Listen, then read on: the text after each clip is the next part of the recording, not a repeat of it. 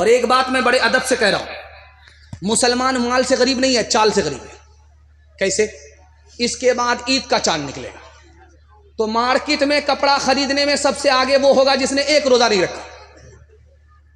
एक रोजा नहीं रखा वो कपड़ा खरीदने में सबसे आगे होगा, नमाज पढ़ने में सबसे आगे होगा। और जिसने रोजा रखा होगा उसको आप मार्केट में कम देखेंगे, और ईद में सबसे बाद में नमाज पढ़ते हुए आप देखेंगे।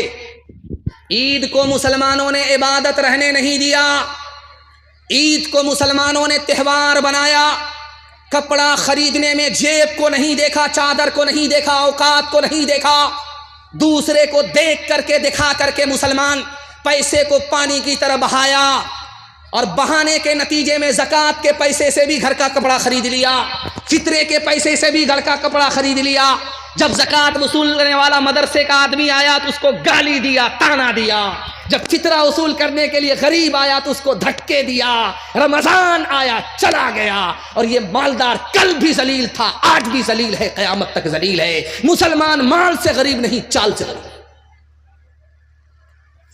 हाथ उठाइए, वादा कीजिए गरीबों पर मेहरबान होंगे इंशाअल्लाह, हकदार का हक अदा करेंगे इंशाअल्लाह, जो खुदा से नहीं मिला ससुर से लेंगे इंशाअल्लाह। खैर, एक मिसाल पर पैगाम खत्म कर रहा हूं। एक आदमी रोजा रखता नहीं था, मगर बीवी से कहता था पकौड़ी बनाओ, फुलौरी बना। उसका पेट था कि इंडिया गेट था, पूरा दस्तरखान खा जाता था। पेट भी भरता नहीं था, पेट फटता भी नहीं था, लेकिन वो रोजा तोड़ता कैसे था आपको सुनकर के हैरत होगी। जब उसको भूख लगती थी, प्यास लगती थी, लुंगी गमछा लेकर के दरिया में डुबकी लगाता था, और नीचे मुंह खोला, जी भर करके पानी पी लिया, ऊपर आकर के दस्तरखान पर बैठता था, पूरा दस्तरखान चाट जाता था। 99 दिन चोर के एक दिन को तवाल का। आदत के मुताबिक जैसे ही डुबकी लगाई, मुंह खोला, टिंगड़ा मछली चली। दायां काटा दाईं तरफ, बायां काटा बाईं तरफ, मुंह बा दिया। अब डॉक्टर के पास जब मछली को ऑपरेशन करके निकालने के लिए लाया गया तो डॉक्टर सर पकड़ करके बैठ गया कि किस मनहूस को लेकर के आए। अगर आदमी सोएगा, मुंह खोलेगा तो मक्खी जाएगी, ये मछली कैसे गई? तब समझ में आया कि ऊपर से फीट फाट था, नीचे से मकामा घाट था। बरसों राम धड़ाके से बुढ़िया मर गई फाके से, बुढ़िया मर गई फाके से। झूठे टुकड़े खाकर बुढ़िया तब तक पानी पीती थी। मरती है तो मर जाने दो, पहले भी कब जीती थी, पहले भी कब जीती थी। जय हो पैसे वालों की,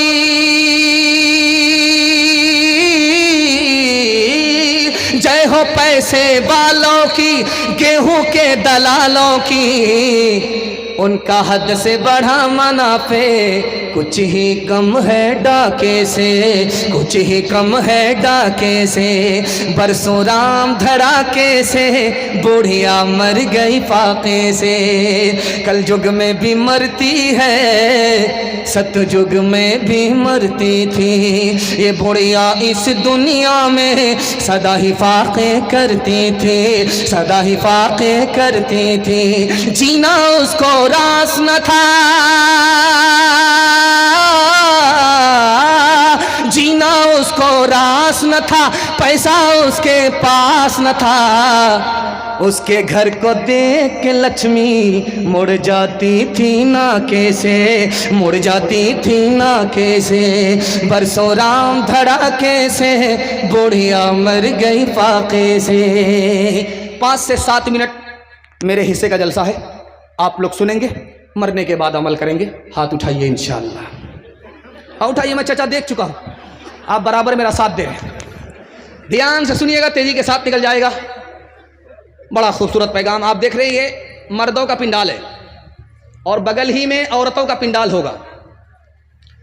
आप सरकारी हॉस्पिटल में जाइए और स्कूल में जाइए तो वहां पर दीवार में लिखा रहता है बेटी बचाओ बेटी पढ़ाओ, और ट्रक जब पास करेगा तो पीछे देखिएगा तख्ते पर लिखा रहता है बेटी बचाओ बेटी पढ़ाओ। लेकिन ये कहीं लिखा नहीं रहता है बेटा बचाओ बेटा पढ़ाओ। क्यों भाई? ये राज क्या है आपको बताने के लिए जा रहा हूं। जब मैं आपको सुनाऊंगा तो कलेजा मुंह को आ जाएगा, आप खून के आंसू रोएंगे। ऐसा लिखा रहता है दीवार पर, बेटी बचाओ बेटी पढ़ाओ, लेकिन ये कहीं लिखा नहीं है बेटा बचाओ बेटा पढ़ाओ। बात क्या है? तो लिखा कि इस हिंदुस्तान में एक साल में 10 लाख लड़की को मार दिया जाता है, बेटे को बचाया जाता है, बेटी को मारा जाता है। ये मारने वाले घर से बाहर के लोग नहीं हैं, घर के अंदर के लोग हैं, माँ बाप हैं। एक साल में 10 लाख लड़कियों को जिंदा जान से मार देते हैं। कैसे मारते आपको हैरत होगी। जब अल्ट्रासाउंड मशीन ने बताया कि पेट में बेटा है तो माँ भी खुश होती है, बाप भी खुश होता है। चलो क्या फर्क पड़ता है, बरकत आ रही है, ई कदर आ कदर ई कदर आ कदर ई कदर आ कदर, 1 दर्जन आ गए, न माँ परेशान न बाप को परेशानी। लेकिन जैसे ही अल्ट्रासाउंड मशीन ने बताया कि पेट में बेटी है तो माँ से ज्यादा बाप परेशान। इस साल माँ ने पैदा किया है, अगले साल यही बाप पैदा करेगा। अब उसको इंजेक्शन के जरिए गिरा दिया गया, गोली खिला करके गिरा दिया गया। 1 साल में माँ बाप के करतूत से 10 लाख मासूम लड़कियों की जान चली गई। इसलिए लिखा रहता है बेटी बचाओ बेटी पढ़ाओ। सर झुका करके बैठा हुआ था, नर्स ने आकर के खबर दिया कि तुम बेटे के बाप हो गए। सर गाड़ करके बैठा हुआ था। जैसे ही नर्स ने खबर दिया कि तुम बेटे के बाप बन गए, सर उठाता है, सीना तानता है, आसमान की तरफ देख रहा है कि जिब्रील वही लेकर के आ रहे। बाप का नाम सुनते ही, बेटे का नाम सुनते ही बाप का सीना चौड़ा हो, सर उठा करके बैठा हुआ था। नर्स ने खबर दिया कि तुम्हारे घर में बेटी हुई है, सर ऐसा गाड़ करके बैठा, सीधा मक्का पहुंच गया। अब हज के बाद ही वापिस आएगा। बेटी पैदा हो मायूस हो जाता है, बेटा पैदा हो बड़ा खुश होता है। पहला सितम। दूसरा सितम दिखाने के लिए जा रहा हूं। ये पूर्णिया है, यहां से भी लोग हज करने के लिए जाते हैं, उम्रा करने के लिए जाते हैं।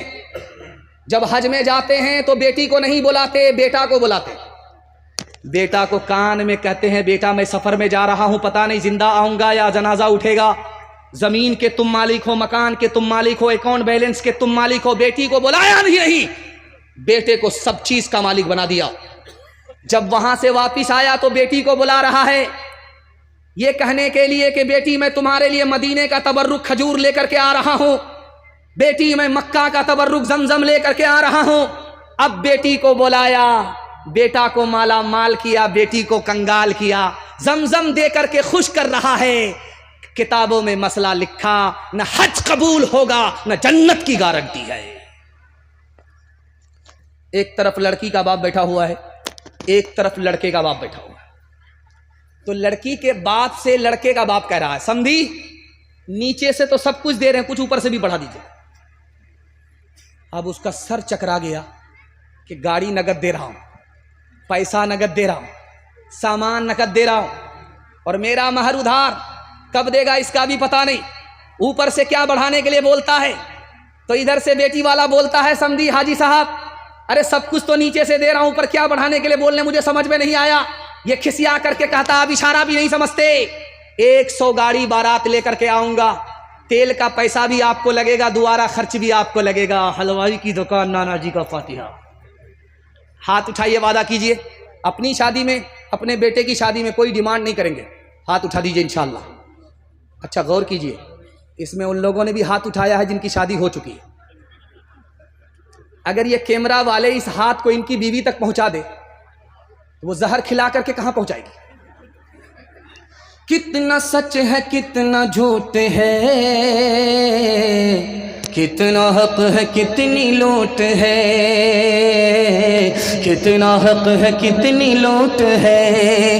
रख सभी का लाज कुछ न बोल, बोल, क्या है ये समाज कुछ न बोल, क्या है ये समाज कुछ न बोल। ढोल का ये पोल सिर्फ देख ले, ऐ दिल ज़बान खोल, सिर्फ देख ले, ऐ दिल ज़बान खोल, सिर्फ देख ले। मान ले जहाँ की बात को, दिन समझ ले काली रात को, दिन समझ ले काली रात को।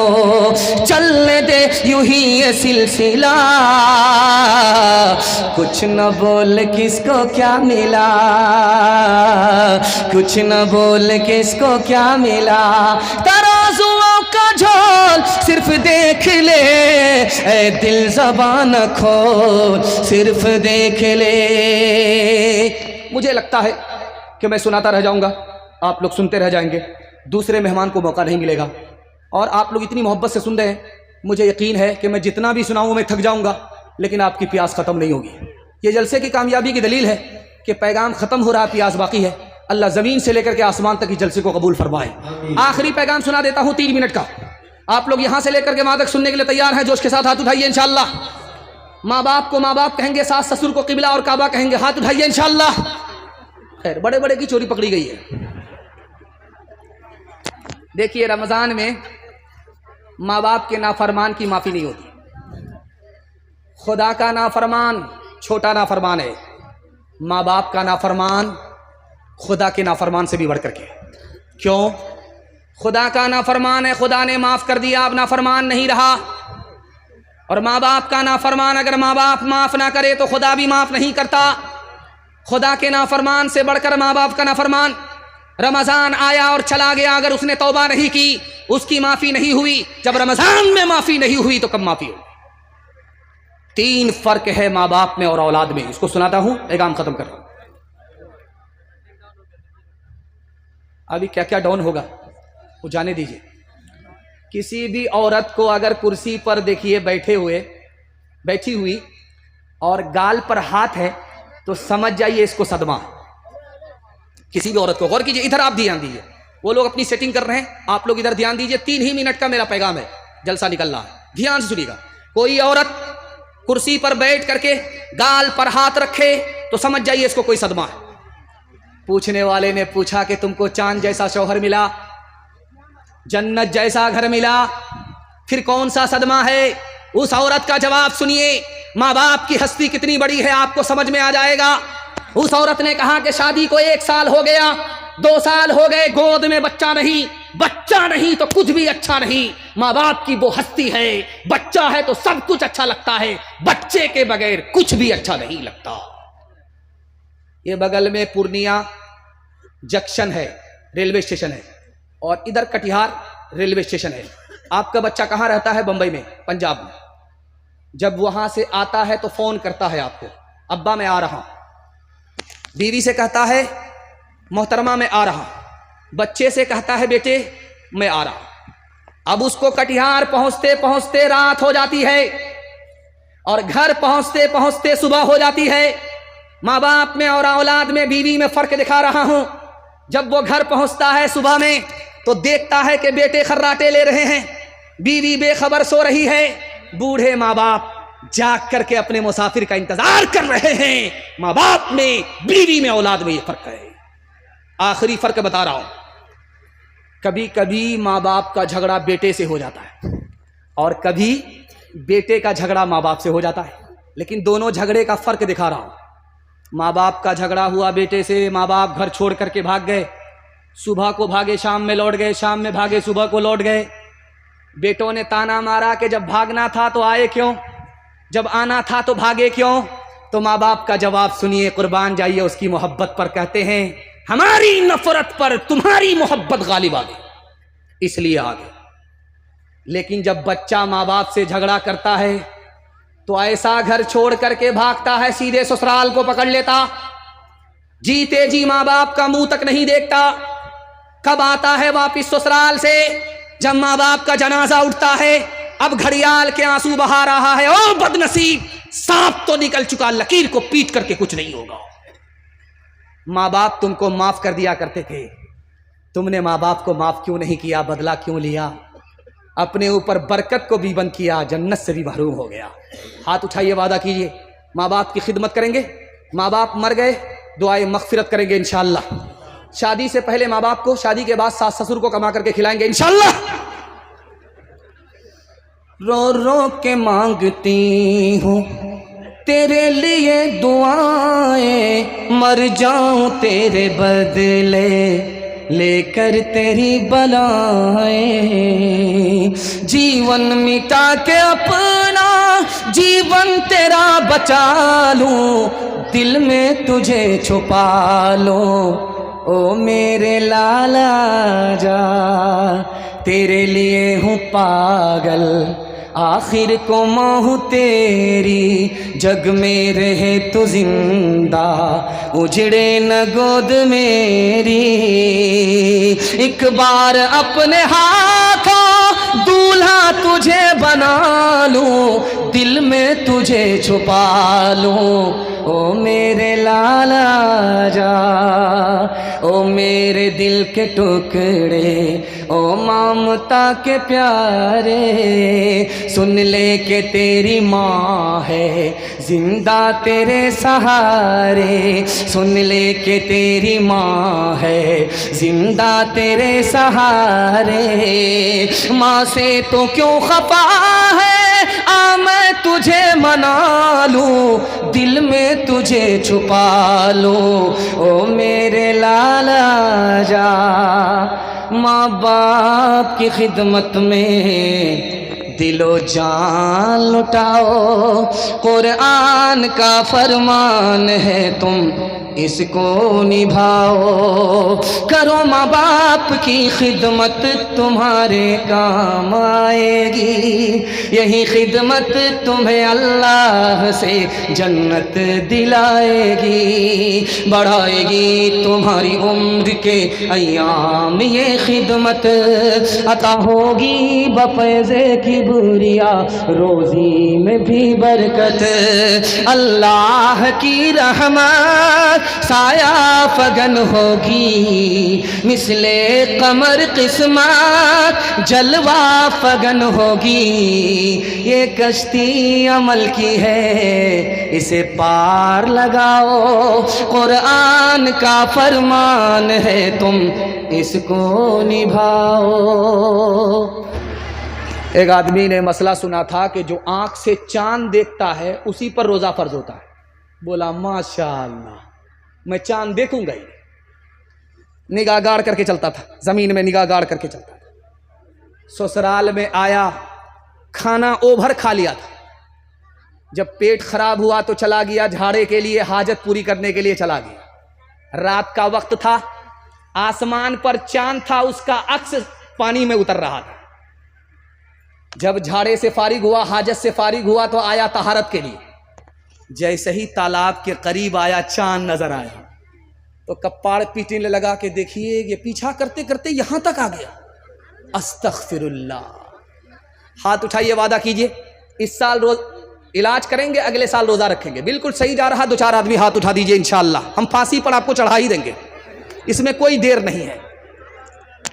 सहरी की खुशियां देखो, इफ्तार के मजे भी, प्यारा महीना आया, प्यारे ताम लेकर। सहरी की खुशियां देखो, इफ्तार के मजे भी, प्यारा महीना आया, प्यारे ताम लेकर। नियत सभी की हो ये करना है तकाफब, चलते रहे नबी जी जिसको दवाम लेकर। रमजान आ रहा है, प्यारे सियाम लेकर। मेहमान आ रहा है, प्यारा क़ियाम लेकर।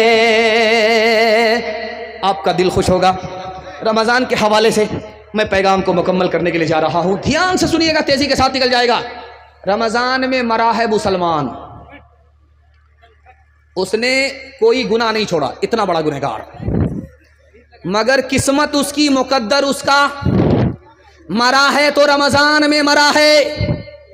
दुनिया का सबसे बड़ा पापी मुसलमान, कोई गुनाह नहीं छोड़ा इस धरती पर जो उसने अंजाम ना दिया हो, लेकिन किस्मत उसकी, मुकद्दर उसका, मरा तो रमजान में मरा। क्या फायदा होगा? तो लिखा के दो फायदे होंगे।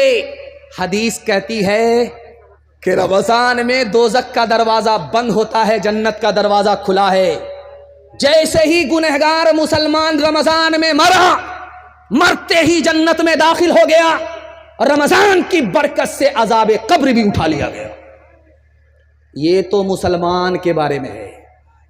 अगर मरने वाला गैर मुस्लिम है, मुशरिक मरा है, शिर्क के बगैर नहीं, शिर्क के साथ मरा है, काफिर मरा है, कुफ्र के बगैर नहीं, कुफ्र के साथ मरा है, मगर किस्मत उसकी, मुकद्दर उसका, रमजान में मरा है, गैर मुस्लिम है, तो लिखा कि कुफ्र और शिर्क की वजह से जन्नत में तो दाखिल नहीं होगा, मगर रमजान की बरकत से जब तक रमजान बाकी है उससे भी अल्लाह अजाब कब्र उठा लेता।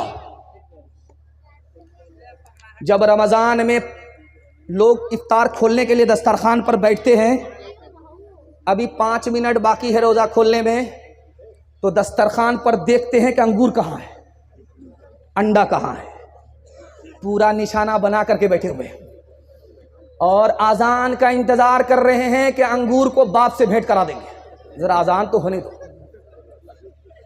लेकिन जब दस्तरखान को गौर से देखता है कि अंगूर कहाँ है, अंडा कहाँ है, तो आंख ठंडी हो जाती है। और जब आजान की सदा आती है, जैसे ही अंगूर लेकर के हलक के नीचे उतारा, जैसे ही रूह अफ़ज़ा शरबत हलक के नीचे उतारा, रग रग सैराब हो जाती है, दिल को वो सुकून मिलता है, 1 मिनट में वो मजा मिलता है जो साल भर कभी नसीब नहीं होता। इससे भी ज्यादा मजा कब आएगा? ये नमूना आपकी खिदमत में रखने के लिए जा रहा हूं, दुनिया में नहीं आएगा। कहां आएगा? जब जन्नत में मुसलमान पहुंचेगा, जन्नत को देखेगा फिर भी मजा नहीं आएगा, जन्नत की नेमत को खाएगा फिर भी मजा नहीं आएगा। जब जन्नत का मालिक खुदा सामने आ जाएगा और अपनी इन आंखों से खुदा को देखेगा, तो उसके हुस्न जमाल में ऐसा पागल हो जाएगा कि जन्नत को भी भूल जाएगा, जन्नत की नेमत को भी भूल जाएगा। एक मिसाल पर पैगाम खत्म कर रहा हूं। ये लोग हरकत में रहेंगे, आप लोग सुकून में रहिए, ध्यान से सुनिएगा। एक मिसाल पर पैगाम खत्म कर रहा हूं। ये बेलगच्छी है, बेलगच्छी के बाद ये बानपुल है, उसके बाद डगरवा है।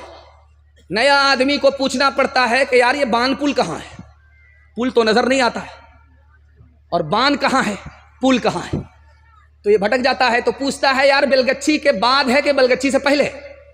जो इधर से आता है वो पूछता है कि डगरवा से पहले है या डगरवा के बाद है।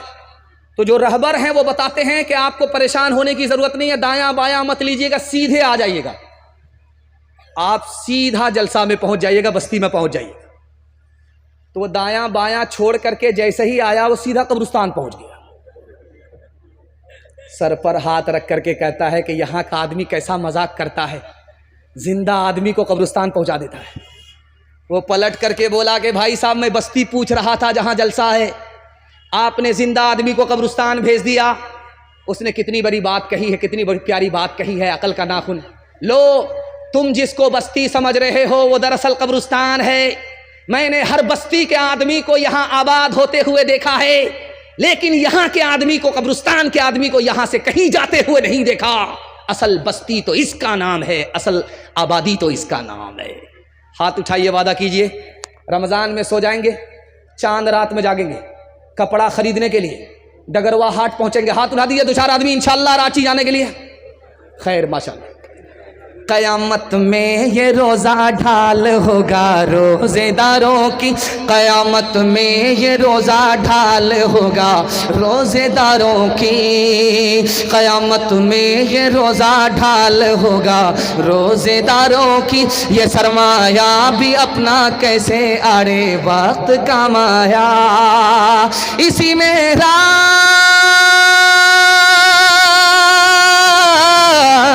इसी में रात का ही हजारों माह से अफजल कि जिसमें चश्मे रहमत से बंदों को सलाम आया, कि जिसमें चश्मे रहमत से बंदों को सलाम आया। आखिरी पैगाम आपकी खिदमत में और जहमत तमाम। ये ऑपरेटर इतना शानदार है कि मुझे इनको देख करके ही महसूस हो गया था कि जलसा को कामयाब करने में सबसे बड़ा इसका हाथ रहा। माशाल्लाह इतनी अच्छी सर्विस है इनकी, इसको अंदाज़ा है कि कहाँ बढ़ाना है कहाँ घटाना है। और ये माइक इतना जवान है, अगर मैं इससे टकरा गया मुझको बूढ़ा कर देगा। मैं संभल करके आपको बयान सुना रहा हूँ। इतनी दूर से मैं चल करके आपकी खिदमत में आया हूँ। आप बोलेंगे बगल का है, लेकिन जलसा चल रहा है। एक कोने में जलसा होता है, वहाँ से निकल करके दूसरे कोने में आना पड़ता है, फिर यहाँ से जलसा करके तीसरे कोने में निकलना पड़ता है। बहुत दूर से मैं आपकी खिदमत में आया हूँ, लेकिन 3 मिनट का पैगाम सुनाने के लिए आया हूँ। और कुर्सी पर बैठ करके मैं गारंटी लेता हूँ, आपके हाथ में भी पैसा होगा, जेब में भी पैसा होगा, घर में भी पैसा होगा। ज़रूरत ख़त्म हो जाएगी, पैसा ख़त्म नहीं होगा, गारंटी लेता हूँ। मगर इसके लिए आपको 2 काम करने हैं। पहला काम हलाल कमाना। अगर हराम कमाते हैं तो मैं गारंटी वापस ले रहा हूँ। और दूसरा काम हिसाब से खर्च करना है। थोड़ा पैसा है थोड़ा खर्च कीजिए, पैसा है नहीं, दूसरे को देख करके दिखा करके पैसे को मत उड़ाइए। मैं गारंटी लेता हूं, हिसाब से पैसा खर्च करके 1 साल दिखाइए, हलाल कमा करके 1 साल दिखाइए। मैं गारंटी लेता हूं मसनद रसूल पर, हाथ में भी पैसा होगा, जेब में भी पैसा होगा, घर में भी पैसा होगा। जरूरत खत्म हो जाएगी, पैसा खत्म नहीं। अल्लाह किस पर ज्यादा मेहरबान है, अमीर पर या गरीब पर? आपका दिल बड़ा खुश होगा। जब अमीर आएगा खुदा के पास तो खुदा पूछेगा माल के बारे में, कहां कहां से कमाया था, कहां कहां खर्च किया। जब तक जवाब नहीं आएगा 1 इंच हिल नहीं सकता। कुर्बान जाइए खुदा की मेहरबानी पर। जब गरीब आएगा तो खुदा माल के बारे में नहीं पूछेगा, हाल के बारे में पूछेगा, क्या हाल है, खैरियत तो है। जितना वो गरीब पर मेहरबान है उतना अमीर पर भी मेहरबान है। आप सहरी खा करके रोजा रखते हैं, आपके पेट में दाना भी है, पानी भी है।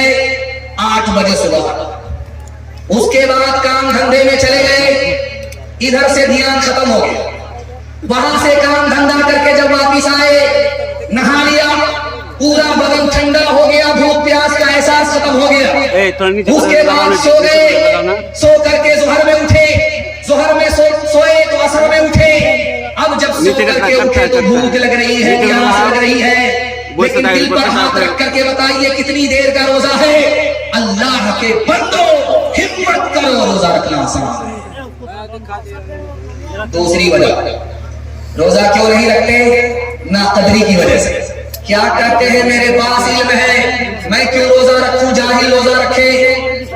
मेरे घर में दाना पानी है, मैं क्यों रोजा रखूं, जिसके घर में दाना पानी नहीं वो रोजा रखे। मुझसे रोजे की हालत में भूखा मरा नहीं जाता। ये जुमला नहीं है, बारूद है, गंदम है।